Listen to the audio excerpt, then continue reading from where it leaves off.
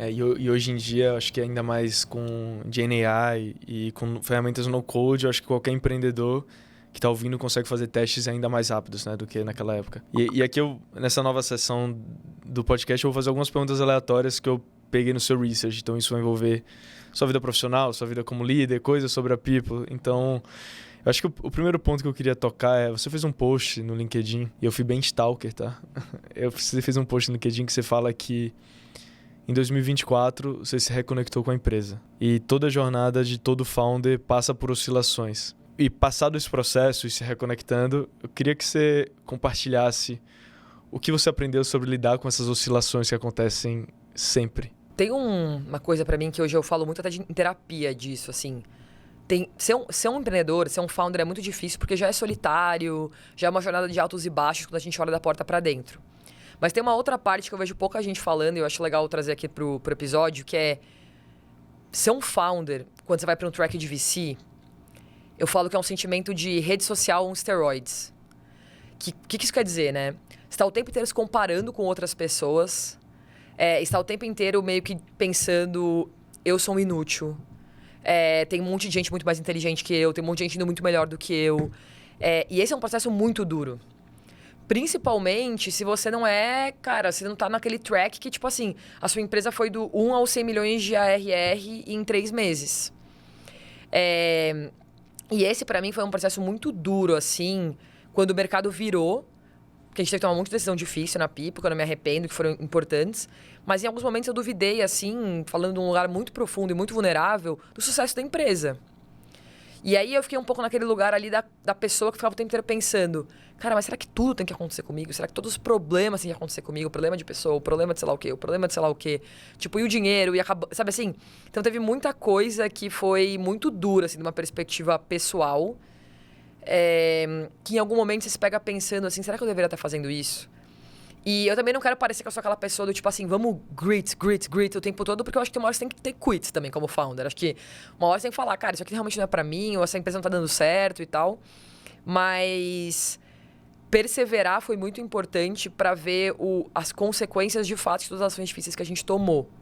Então, de ver, tipo, cara, growth empinando de novo, da gente ver margem bruta empinando, da gente ver path to break-even. E uma coisa que eu bato muito, é um mantra muito meu, e eu falo muito pra empresa, são duas coisas, assim, que eu falo muito hoje, que é excellence takes time, e eu falo a sorte encontra os sobreviventes. E eu acho que essas duas coisas foram coisas que fizeram me reconectar muito com a People e com a minha trajetória de empreendedora, que é, a People não é uma empresa que vai ser uma empresa de 100 milhões de dólares de ARR em 5 anos. Eu sei disso porque a gente já fez 5 anos, a gente não tá lá. Mas nem todo negócio para ter 100 milhões de dólares de ARR para ser great. E se você olha para vários casos, tirando os outliers, são empresas que ficaram great, que levantaram rodadas de 100, 150 milhões de dólares com 15 anos de fundação. E eu tento muito me conectar com essas histórias hoje para me automotivar, e eu acho que 2024 foi um ano muito sobre isso para mim. E aí, assim, eu olho pra People em 2025 e eu falo, cara, esse é um ano muito importante pra gente, que é o ano que a gente... É o ano D da perspectiva de geração de caixa, mas é um ano que eu olho pra trás e eu falo, cara, a gente gerou um negócio. Talvez não um negócio que é eu sou o novo Mark Zuckerberg do Brasil, nessa perspectiva, nessa definição de sucesso, mas é um negócio da perspectiva que é um business que eu olharia como investidora, que é um business que tem uma receita relevante, que tem um número de funcionários relevante, que está construindo coisas relevantes. E eu acho que redefinir o que é sucesso para mim ao longo dos últimos 2 anos, e para o meu negócio, e para o negócio dos meus sócios, foi muito importante para me reconectar com a trajetória, sabe? A minha interpretação é que você saiu de um ambiente de validação externa para validação interna do que é sucesso para você e para sua empresa. E um tema que eu sempre fico me perguntando é muito sobre a diferença entre persistir e insistir. E eu sei que você também leu Quit and Grit da Annie Duke. E eu queria escutar, de forma geral, assim, o que esse processo te ensinou sobre qual momento de... quando você está persistindo, quanto você está insistindo e como é que você conecta tudo isso. Esse é assim, eu acho que primeiro ponto que eu falaria, acho que a gente tem que refletir sobre isso de maneira mais, pensada.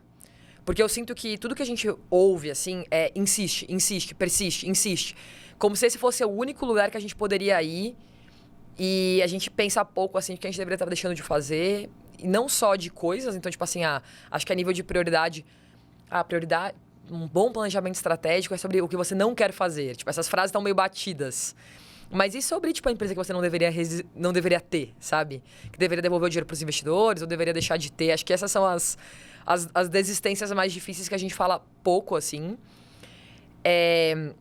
Eu vejo que na Pipa eu bati muita coisa, tipo, porque eu tava com muita convicção externa, assim, então esse processo de validação externa foi muito verdade para mim em muitos momentos. Exemplos tangíveis. Vender online. Era uma coisa que, para mim, uma empresa de tech vendia de maneira mais digital. Não necessariamente um processo ponta a ponta, mas a venda tinha que ser mais digital. Eu olho hoje e falo, cara, insisti, gastei dinheiro 1 ano e meio à toa.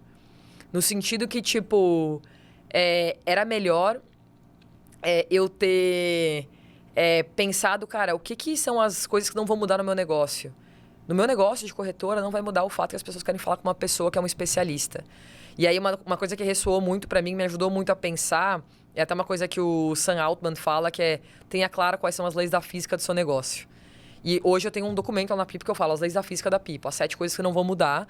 E a gente trabalha ao redor delas, não tentando mudá-las, sabe? Porque tentar mudá-las é energia mal gasta. Então, são as coisas que a gente meio que desiste que fácil ou nem chega a fazer.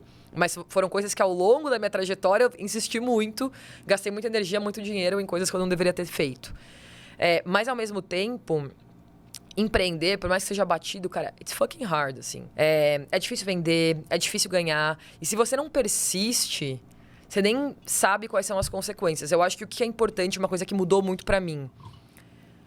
A venda, no meu caso, é um ciclo de 3 meses e é o resultado final das minhas ações.